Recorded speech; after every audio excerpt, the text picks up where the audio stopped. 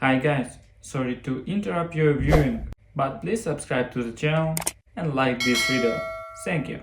My cousin Jake always had a voice that could cut through laughter like a buzzsaw through butter, loud, proud, and dripping with the kind of smugness that only someone who peaked in high school football and stumbled into a lucky startup could carry with a straight face. The annual 4th of July barbecue at Uncle Don's place was the same sweaty circus it always was, paper plates bending under the weight of greasy ribs, kids screaming over who had the bigger sparkler, and old folks passing beers like communion cups. It was the kind of gathering where everyone pretended nothing had changed, even though we all knew better. Everyone grew older, fatter, quieter. Except Jake. I was leaning against the fence near the cooler, sipping on a warm LaCroix that had lost its fizz about an hour ago, wearing a plain navy tee and jeans because I didn't need to dress up for people who still thought corporate meant khakis and a Bluetooth headset. Jake was holding court like always, standing dead center in a group of second cousins, neighbors, and that one guy no one remembers inviting. He wore a vest like he was about to lead a hike in Silicon Valley, sunglasses perched on his head like a crown, beer in hand, and the look of someone who believed every word that came out of his own mouth deserved a TED Talk. "You know what's crazy," he said, turning to make sure the whole table heard him. "Colleges are pumping out these useless degrees, philosophy, literature, sociology, and these kids come out thinking the world owes them a paycheck. Like, good luck writing poems for a living." A few people laughed. Not because it was funny, but because it's easier to laugh than argue with someone like Jake, someone who steamrolls through conversations like a bulldozer with a podcast. He looked right at me when he said it, which wasn't subtle, but Jake's never been one for subtlety. His mouth curled into that smirk I'd seen since we were teenagers, the one he wore when he beat you in Mario Kart or cheated at Monopoly and dared you to call him on it. "Hey, what was your degree again?" he asked, eyes locked on mine like he'd just teed up the world's best joke. "Wasn't it, what, comparative literature? Or gender studies? One of those feel-good, 4-year naps, right?"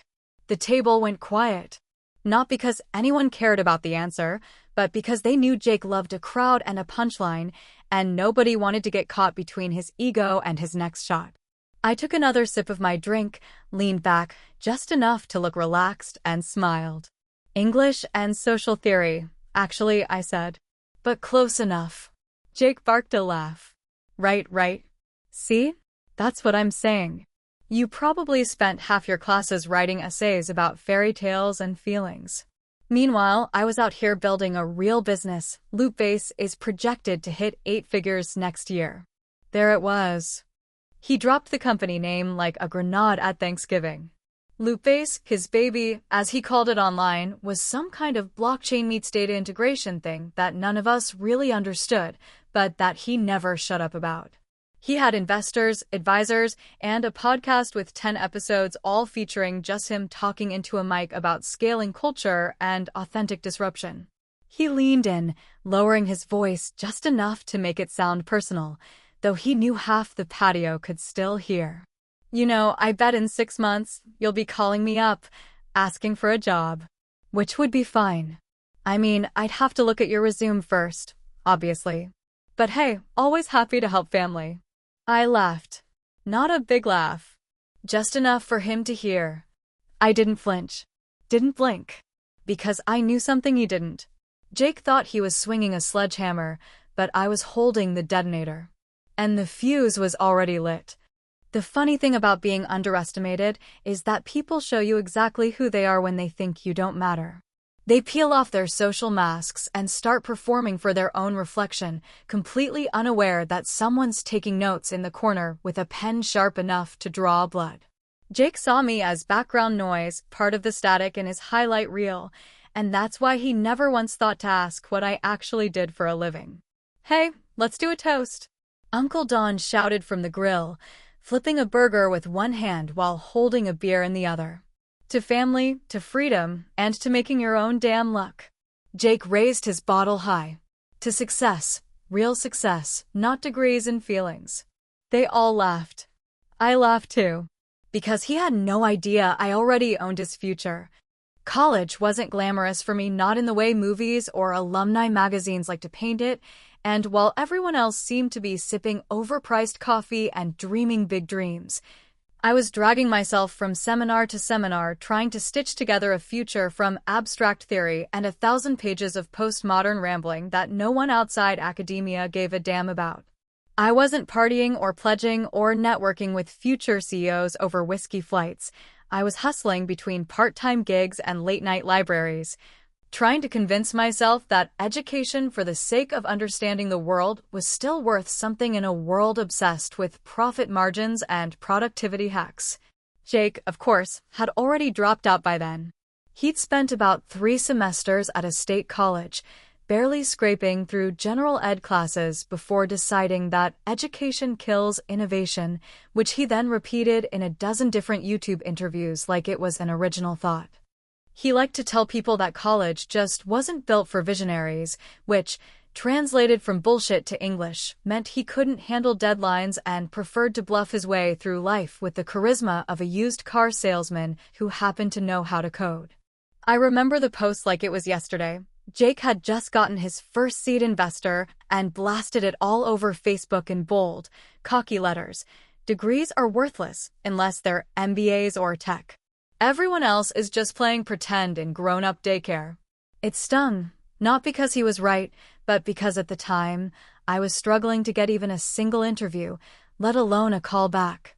I was sending out resumes by the dozens, crafting cover letters like personal essays, and refreshing my inbox with the kind of desperation usually reserved for lottery tickets and missed texts from someone you love. The job boards were filled with companies that wanted experience I didn't have and skills that no one had taught me, but they all paid in the same miserable way: promises of exposure, growth opportunities, and salaries that would barely cover rent and ramen. But then something shifted.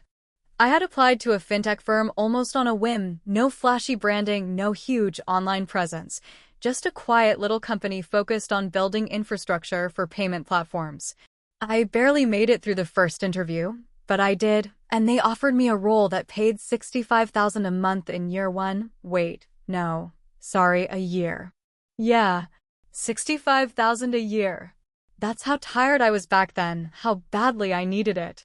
It wasn't sexy. I wasn't tweeting about grinding till I die or posting LinkedIn selfies in glass-walled offices. But what I was doing quietly was learning. I was in the room with people who didn't need to be loud because they already knew they were smart. I watched how they handled negotiations, how they analyzed markets, how they made $100 million decisions in the time it took someone like Jake to choose a new hoodie. I started making real progress, slowly, strategically. I got my name on internal memos, then press releases, then product briefings. By year 3, I was managing small teams. By year 4, I was presenting to investors. And by year 5, I was being poached by a competitor with a VP title on the table. My work was behind the scenes, but the impact was front and center. I wasn't flashy. I wasn't loud, but I was always moving forward, quietly collecting leverage like it was currency. Jake, meanwhile, kept growing his online presence and his ego in equal parts. Every new funding round became a cause for celebration, every hire a win for the culture, every minor product update a paradigm shift. His company looked shiny on the surface, but anyone who could read a balance sheet would have seen it was leaking cash like a rusted pipe. But that didn't matter to Jake. Not yet. He had no idea what I was doing. That was the beauty of staying silent. He thought I was still struggling. Thought I was another liberal arts burnout clinging to my student loans and paperback novels. He never once thought to ask what I actually did. Probably figured I was in retail or maybe running someone else's social media account, desperate to feel relevant. There was this one moment, about 2 years before the BBQ, when I was copied, by mistake, I think, on an internal email about our next major acquisition target. A small startup operating in a similar space to Jake's. That's when the seed got planted. That's when I started watching his company. Not out of spite, but out of curiosity. Because in business, timing is everything. And sometimes, You have to let the loud ones run their mouths while you build your empire in silence. Jake thought I was unemployed, and I let him. Thursday mornings always carried a certain edge in the office, like the week had sobered up from its early momentum and now waited to deal with the heavier, uglier decisions, the ones we couldn't push to Friday because nobody wanted to ruin their weekend. The boardroom wasn't dramatic. It was sterile, windowless, and lit by that cold LED brightness that made even million-dollar presentations feel like root canals. But I liked it that way. No distractions, no scenery, just strategy laid bare on a long oak table and in people's faces. I had been sitting at the head of that table for almost 2 years now, promoted to Vice President of Strategic Acquisitions after a quiet but calculated series of moves that left the right people impressed and the wrong ones displaced. By this point, I knew how to read a room with a glance and destroy a pitch with one question. I didn't raise my voice or use buzzwords. I didn't need to. I spoke softly and carried a loaded spreadsheet. That morning, as the team filed in, our lead analyst Theo set a thick navy folder in front of me, looped elastic, corporate seal, my name handwritten on the label like a signature of trust. The words stamped in bold across the top of the first page hit me like a cold splash of irony. Target acquisition, Loopbase Technologies Incorporated. I didn't flinch. Not because it wasn't surprising, but because it was perfect. Loopbase. Jake's baby. Jake's legacy. Jake's nonstop cocktail party monologue. I'd seen that name slapped across LinkedIn updates, investor pitch decks, podcast intros, and even one Godawful sweatshirt he wore to a family birthday dinner, Loopbase in neon green across his chest like a warning label. Now it was here on my desk, in my control, under a column that read, Potential High-Value Target, IP Salvage plus Talent Consolidation. The data was damning. Their burn rate was laughable, almost a parody of itself, north of $400,000 a month, with nearly no real revenue to justify it. Investor patience was disintegrating. Their core product hadn't shipped anything meaningful in over a year, and a quiet side note in the financial appendix flagged at least 2 pending lawsuits related to missed deliverables. Their Series B had been padded with desperate bridge loans and angel money from friends of friends trying to buy into a myth that was unraveling fast. Our firm didn't acquire companies like Loopbase to save them. This wasn't a rescue mission. This was organ harvesting. We were here for the bones, the engineering talent, the few patents still worth defending, and the integrations we could scrape from the back end. Everything else? Dead weight. We'll make transition offers to 5 of the top engineers, Theo said, flipping through a highlighted breakdown of staff performance metrics, maybe their ops lead. Everyone else is going to be, well, transitioned. That word, transitioned, hung in the air like a smoke ring. Nobody needed clarification. It was the clean, clinical language we used when telling people they were done without ever saying the word fired. It sounded like you were being gently lifted from one phase of your professional journey to another, not tossed out the back door while your keycard stopped working mid-goodbye. I leaned back in my chair, staring at the name I had once rolled my eyes at during family dinners. Loopbase. Jake's voice echoed somewhere in my head, those baritone declarations about disruption, innovation, scaling culture. All that noise. And now it was just a file. A series of bullet points. A mess we were going to clean up and profit from. The irony was almost surgical. We discussed the timeline. We reviewed the projected integration roadmap. We assigned due diligence to 3 analysts, one of whom was already preparing call scripts for the initial welcome meetings, where we'd pretend we were excited to meet their team and pretend like they had a future here. I nodded at all the right moments, asked a few key questions, and kept my poker face intact, though part of me was screaming with the kind of vindication you only get when the universe stops teasing and actually delivers. An hour later, I was back in my office, half reading emails while sipping cold brew, when my assistant popped her head in and said, "Hey, weird thing. Someone just forwarded you a resume by mistake, I think. It's from someone at Loopbase." I opened the attachment out of sheer curiosity. It wasn't just someone. It was Jake. His name right there in bold black font, with a poorly formatted summary line that read, "Experienced startup founder seeking leadership role in growth-focused tech firm." I stared at it for a moment, letting the silence fill the room like a curtain drop after a play. Maybe he hadn't known yet. Maybe he had known and was hedging his bets. Maybe he thought he could talk his way into the next opportunity before the one he was clinging to went up in flames. Either way, the resume was real. The desperation, even if faint, was baked into the bullet points.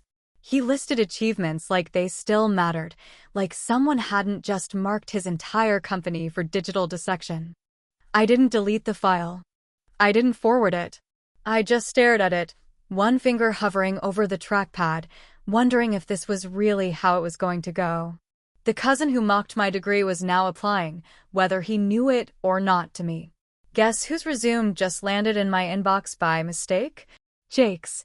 There's a special kind of silence that wraps itself around a crowd when someone unknowingly walks into the middle of their own execution. It's thick, slow, and awkward, like the world just tapped the brakes and decided to watch something implode in slow motion.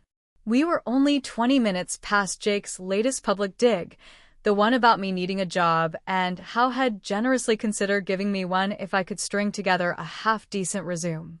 I hadn't said much then, hadn't needed to, because there was a moment coming. And when a moment like that is on the horizon, you let the fool keep dancing before you cut the music.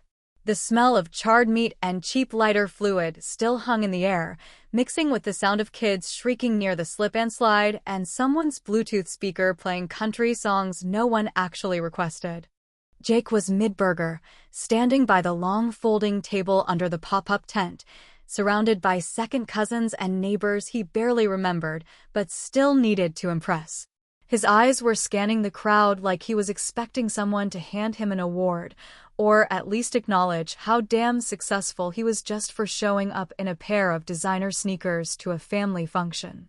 I walked over calmly, same plain clothes, same half-smile I'd worn all afternoon, holding a simple manila folder I had pulled from my tote bag next to the cooler.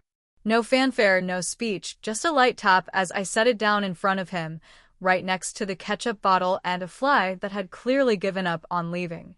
He didn't even look at it at first, too busy running his mouth to notice the grenade I'd just handed him with the pin already pulled. "What's this?" he asked, still chewing a mouthful of burger, bits of lettuce sticking to the corner of his mouth, like this was just another piece of mail someone brought him from the house. I tilted my head and smiled just enough to be polite, but not enough to pretend this wasn't personal. "That?" I said, tapping the folder lightly. "That's my company's newest acquisition packet. Recognize the logo?" He flipped the cover open with one hand, grease still on his fingers, his eyes landing on the sharp, dark blue letters of the Loopbase insignia stamped clean across the front page, centered, bold, final. It took a full 2 seconds before the chewing stopped. Another second for the confusion to set in. And then, slowly, his face dropped. "What the hell is this?" he asked, voice low now, quieter than he'd been all afternoon, as if he already knew but didn't want to admit it out loud. "It's what it looks like," I said, keeping my tone even, like this was any other meeting on any other Thursday morning. "We finalized the deal last week. Loopbase has been acquired. Your board signed off." He blinked like he was trying to make the words rearrange themselves into something less horrifying. You work for them?" he asked, suddenly very aware of how many people had started to notice something was going on, conversations trailing off, heads tilting, ears leaning in without making it obvious. I shook my head once. "No," I said slowly, making sure each word hit its mark. "I run the acquisitions team that bought your company." For a second, nobody said anything. Not a laugh, not a breath. Jake was standing there with a half-eaten burger in his hand and a full dose of reality on his face, like he'd been handed a mirror and finally didn't like what he saw staring back. His jaw worked, trying to find some kind of comeback or witty deflection, but this wasn't Twitter or a podcast or a fundraising dinner with startup fanboys nodding at every word. This was family. This was the backyard he'd turned into a stage. And this was me, pulling the curtain down. "You're lying," he said, not with confidence, but with fear, the way a gambler says it when they know the dealer has already laid out the winning hand. "Check the signature page," I replied, nodding toward the folder. "Third page. Bottom right." He did. And he froze. My name was there in black ink, above a job title he probably thought belonged to someone twice my age and 3 times his ego. His hands trembled slightly as he closed the folder and set it down like it might explode again, this time taking what was left of his pride with it. His burger was forgotten entirely, his audience still watching, waiting for a punchline that wasn't coming. "You can't be serious," he muttered, not looking at me now, but at the table, at the grass, at anywhere else. "I've never been more serious," I said, and meant every word of it. "Your company is ours. And your fate is currently being reviewed by 3 analysts who don't give a damn about how many followers you have or what kind of vest you wear." He stepped back slightly, as if physical distance could unmake the situation, but there was nowhere to run. Not in that moment. Not from this truth.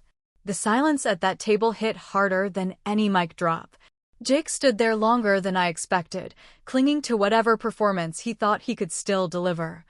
That usual half-cocked smirk twitching on his lips like he hadn't just had the rug ripped out from under him in front of half the family and a folding table full of coleslaw. He adjusted his sunglasses, even though the sun was already setting and no one was buying the act anymore, and finally broke the silence with the kind of overconfident chuckle people use when they're choking on panic, but trying to pass it off as swagger. "Right," he said, eyes darting around like someone trying to find a back door that wasn't there. "It's just a merger. No big deal. These things happen all the time in tech, right? Little restructuring. Maybe a name change. Nothing to stress about." I nodded because sure, technically he wasn't wrong, acquisitions happen all the time, and companies are bought, folded, gutted, rebranded, and sometimes slowly smothered with a silk pillow and a smile. But Jake clearly didn't understand that this wasn't one of those let's join forces and grow situations. This was more like a house fire where we were only there to save the furniture. "That's one way to look at it," I said calmly, almost too gently, like I was offering him the dignity of choosing how he'd like to spin his own downfall. "But your team won't be calling this a merger, especially not once the org chart is finalized." He narrowed his eyes at me, the old Jake flickering back for a second, the one who thought confidence could rewrite facts and bluff his way through any disaster. "We've got some good people," he said. "They're not going to just cut everyone loose." I reached into my bag again, not for drama, just habit, and pulled out the copy of the internal transition memo that had been approved 48 hours ago. I didn't show it to him, didn't need to. I just laid it gently on the table between us like a playing card I'd been holding for years. "Your lead engineer's getting an offer," I said plainly, like I was reading off a grocery list. "So, is your compliance guy? Ops lead might make it through the integration, but the rest? They're being reviewed for redundancy." He blinked slowly, trying to figure out where in that sentence the word safe was hiding, but it wasn't. "Redundancy," he repeated, voice getting quieter, like he already knew. "It means we don't need them," I explained. "And in this case, that includes you." He tried to say something, but the air in his lungs had apparently figured out it was no longer needed either. He looked smaller now, still standing tall, but shrinking in the eyes of everyone watching from the edges, pretending not to eavesdrop, but hanging on every word like this was the final scene of a courtroom drama. "There's a retention bonus," I added, not because I owed it to him, but because clarity is sometimes crueler than silence. "If you make it 6 months, you get a check. But you'll be reporting to someone 10 years younger, with a completely different vision. You won't be calling the shots. You'll be updating JIRA tickets." His face twitched at the word.